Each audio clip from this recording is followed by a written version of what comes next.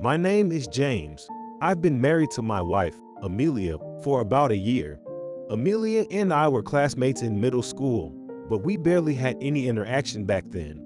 We reconnected at a reunion where a chance seating arrangement brought us closer together, leading to us dating. Amelia is a quiet, gentle woman who always listens to my chatty self with a smile.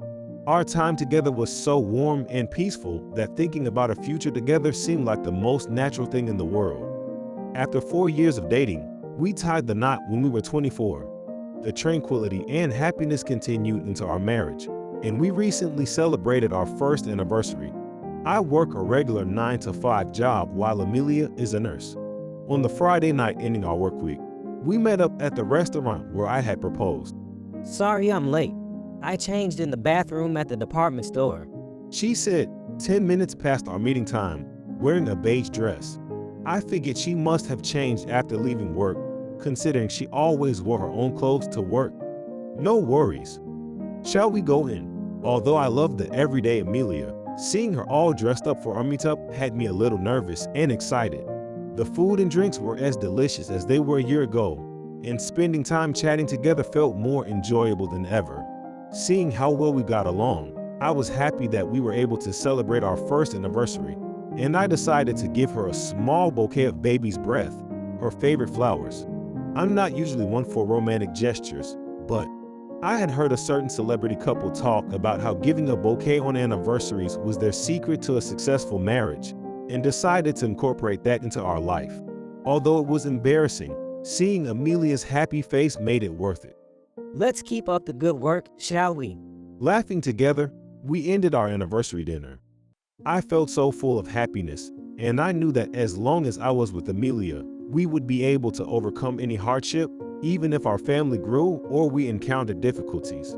But a great trial, as if testing us, came sooner than we had anticipated. It happened about a month after our first wedding anniversary. I work in sales and had just finished my last negotiation of the day around 3 p.m.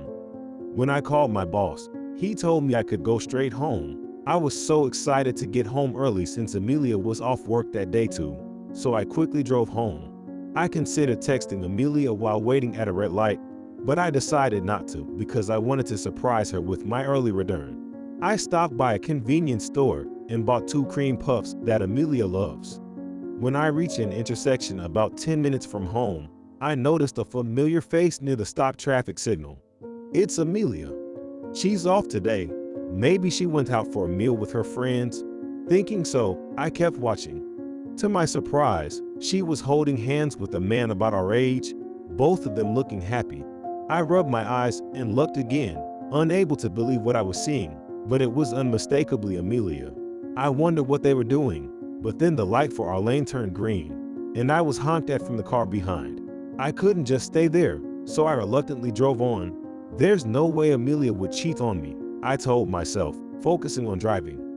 But it was certain that Amelia was walking hand in hand with another man. I couldn't quite gather my farts, so I parked my car in the large neighborhood park and thought alone for a while. But no matter how much I thought, my thoughts wouldn't organize. In the end, I concluded that I should just observe Amelia's reaction. In the end, I arrived home around the same time as I usually do. Welcome home. Amelia greeted me with her usual smile. Yeah, I'm home. I was taken aback by how normal everything seemed.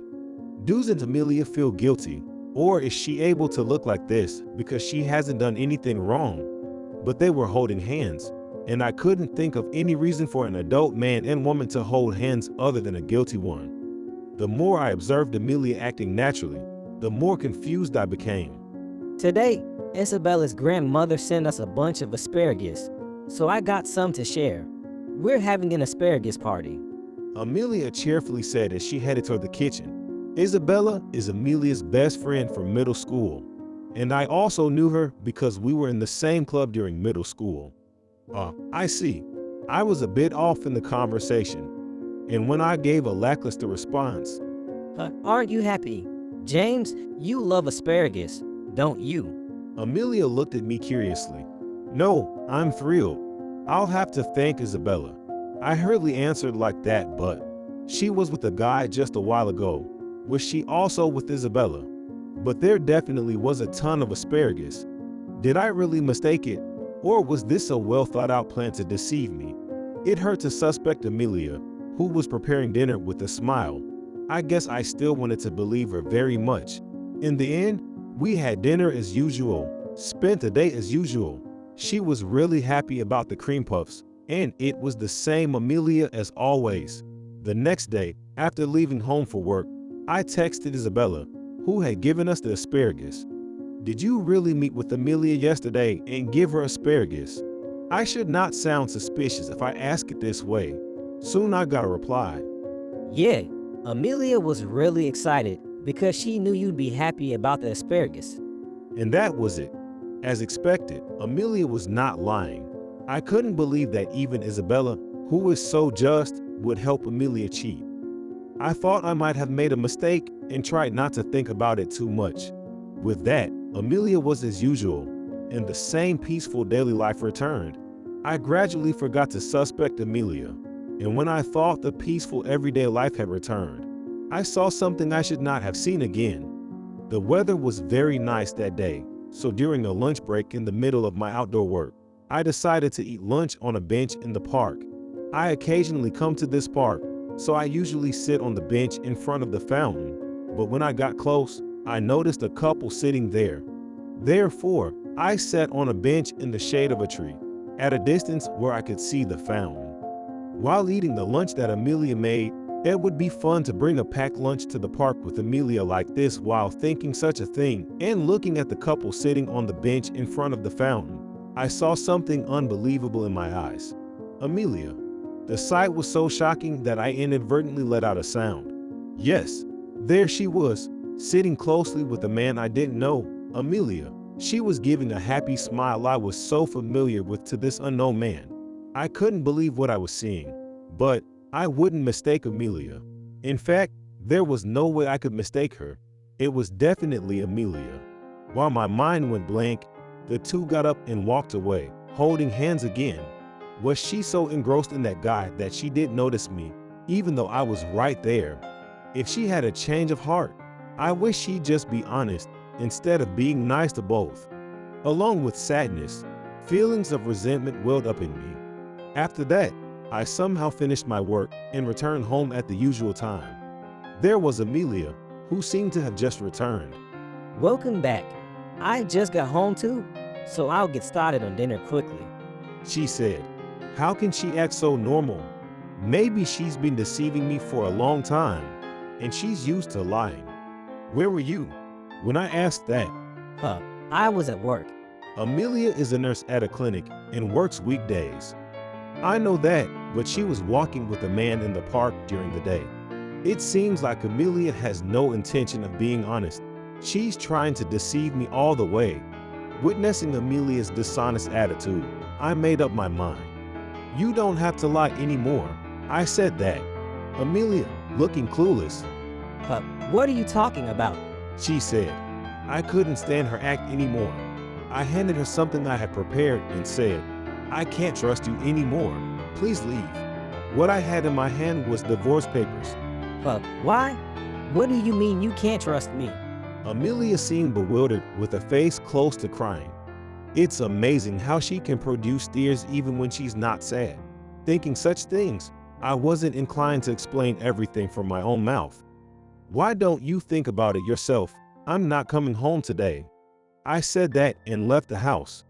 Just a little while ago, we celebrated our first anniversary and were looking forward to our future together. I never thought that this kind of future would come. With such a despairing feeling, I stayed at a nearby business hotel that night and went to work the next day. There was no contact from Amelia in the meantime, but a message came in around the time I finished my work. I thought about it, but I couldn't figure out what I did to make you so angry. But I'm sorry if I made you feel bad unconsciously. I want to be with you, James, and I want to make an effort for that. So, I want to see you and talk to you again. Please contact me whenever you're ready. I'm really sorry. The message was very much like Amelia, and her sincere feelings came through. If it weren't for the fact that she's having an affair. After such a betrayal, She's still lying. I couldn't understand what Amelia was thinking. If she likes that man so much that she can smile so happily, it might be better for her to break up with me. But we were supposed to be a couple who talks about everything. Maybe it's not good to keep running away without a conversation. I was starting to think that way as I cooled down. If I tell her everything I saw, everything I felt, maybe Amelia will be honest with me. But given the fact that she had an affair, I can't imagine living like we used to. With that in mind, I responded, "Okay, I'll come home tomorrow." Then Amelia responded, Thank you. I stayed at the business hotel I had booked for the night. The next day, I was a little nervous at work because I was going to have a discussion with Amelia after work. I had a meeting near the park the other day, and out of habit, I went there. When I arrived at the park, I thought I should have avoided this place because it brings back unpleasant memories. But since I had already parked my car, I decided to eat quickly and then head home, so I made my way to my usual bench. As I approached my usual bench with my lunch in a convenience store bag, a couple was sitting there, yet again. My heart pounded and I thought my breath would stop. Suppressing my accelerating heartbeat, I passed by the couple and sat down on the bench where I sat the other day. When I nervously looked at the couple's faces, it was indeed Amelia. My mind went blank. She had been served with divorce papers for me, teared up with a look of disbelief, apologized to me for leaving home, and agreed to talk today. She's happily having an affair again, despite all that. I couldn't understand what Amelia was thinking at all. I felt a surge of various emotions, sadness, anger, but the incomprehensibility of her actions may have also induced a kind of fear. Then today, the man got up from the bench first, leaving Amelia alone. Unable to bear it anymore, I immediately got up and walked over to Amelia. Then I grabbed her arm and said, "What's going on?" To which she replied, What do you mean? "Is she making a fool of me with her suspicious look and polite language?" I didn't understand. "What do you mean what?" But when I said that, I noticed something was off. It felt like I was dealing with a complete stranger. Even though it was definitely Amelia in front of me, something felt different. "You're not Amelia." When I said that, she looked a little surprised and then said, No, I'm not. You could take it as a childish lie that Amelia made up to get out of this situation. But what made her words more believable was the atmosphere she exuded, which was completely different from Amelia's, even though she looked almost identical. Moreover, upon closer look, she had moles under her eyes and on her chin, which were different from Amelia. I'm sorry.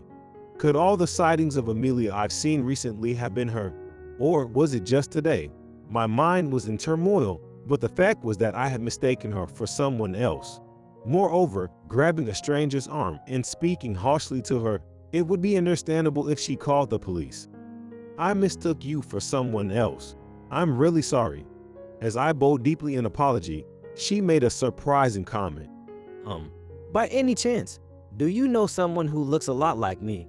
I immediately raised my head when I heard those words. Yes, my wife looks a lot like you. That's why I made the mistake. As I said this, she shared an astonishing story with me. Her name seemed to be Olivia.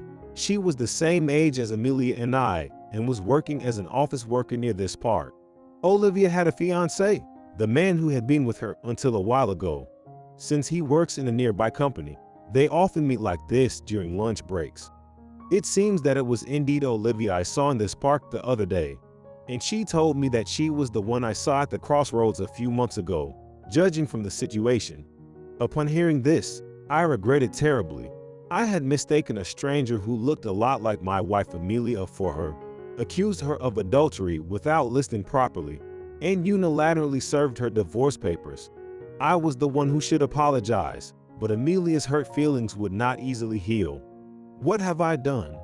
I was so regretful of my actions that I buried my face in my hands, forgetting that Olivia was there, and muttered to myself, "Then, There's one more thing I haven't told you." Olivia said. "What is it?" As I asked in a state of disarray. I have a twin sister, from whom I was separated at birth. Olivia said that. What? Again, I was surprised and asked what she meant. I was born a twin, but I barely remember her because our parents divorced when we were 4 and we haven't seen each other since. Our parents' relationship was so bad that we were never allowed to see each other. We, their daughters, were prohibited from meeting, and I have lived until now not even knowing whether my sister is alive. But I've never forgotten about my sister. I've always wanted to see Amelia again. That's how I've lived. Olivia, who said this, was tearful, and it didn't seem like she was lying. So my wife Amelia is Olivia's sister, but I had never heard Amelia talk about having a twin sister. So if your wife is my sister Amelia, I understand why you mistook me for her. We really do look alike. Hearing those words lightened my heart just a little, but it didn't change the fact that I had hurt Amelia by jumping to conclusions because they were twins. As we talked, it was soon time for both of us to get back to work, so we just exchanged contact information and parted for the day. I wasn't sure if I would be forgiven, but first I apologized to Amelia, then told her about Olivia and went home. When I got home, Amelia was there with a worried expression. Seeing her expression, my heart clenched and I immediately apologized. Amelia, I was wrong. I'm really sorry. I suddenly bowed deeply and Amelia looked surprised. Then I told her without hiding anything about suspecting her of cheating and meeting Olivia. After hearing everything, Amelia looked bewildered, but she first said this. Thank you for telling me.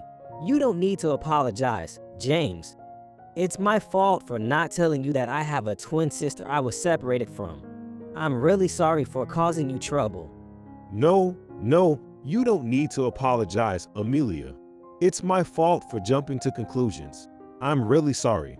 We apologized to each other for a while, and were finally able to communicate our misunderstandings. And we were able to laugh from the bottom of our hearts for the first time in a while. After that, I heard the old stories from Amelia's mouth. They were exactly the same as what I heard from Olivia, and it was confirmed that they were twin sisters.